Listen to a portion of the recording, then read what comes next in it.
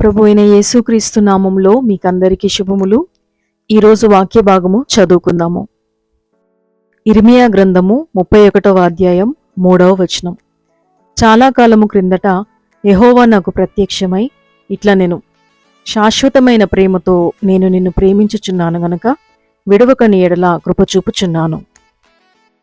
The Lord hath appeared of old unto me, saying, Yea, I have loved thee with an everlasting love. Therefore, with loving kindness have I drawn thee. ఈరోజు దైవిక స్ఫూర్తిని ధ్యానం చేసుకుందాము. Sometimes our present circumstances make it hard to see the things that had been so clear to us in the past.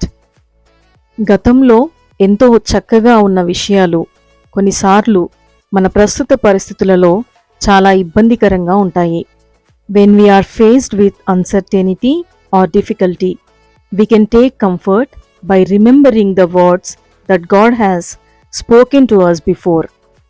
ఎప్పుడైతే మనం అనిశ్చితిని, ఇబ్బందులను ఎదుర్కొంటామో అప్పుడు దేవుడు మనకు చెప్పిన మాటలను జ్ఞాపకం చేసుకోవాలి. The love and kindness that He revealed to us in the past are just as true today because our God is faithful and unchanging. మనపై ఆయన బయలుపరిచిన ప్రేమ, కనికరం ఈ రోజున కూడా ఏమాత్రం మారలేదు.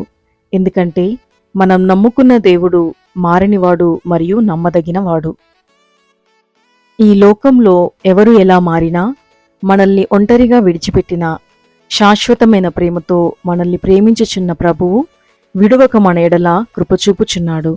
ఆయన శాశ్వత ప్రేమలో మనం నిలిచియుందుముగాక. ప్రార్థించుకుందాము. Lord, sometimes I lose sight of your love and I struggle to feel your kindness. ప్రభువా, కొన్నిసార్లు నీ ప్రేమ, జాలిని చూడలేని అంధత్వంలో పడిపోతున్నాను. Thank you for loving me with an everlasting love and for remaining with me through seasons of triumph and difficulty.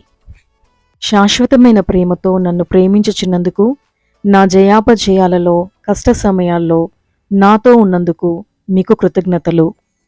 Help me, Lord, to take comfort in the truth of your unchanging love, no matter what my day brings. In Jesus' name, Amen. మీ మారని ప్రేమ ఎలాంటి పరిస్థితుల్లో కూడా నన్ను విడవదనే సత్యము ద్వారా నాలో గొప్ప ధైర్యాన్ని, ఆదరణను నాలో అనుగ్రహించండి. యేసు నామములో ప్రార్థిస్తున్నాను తండ్రి. ఆమేన్.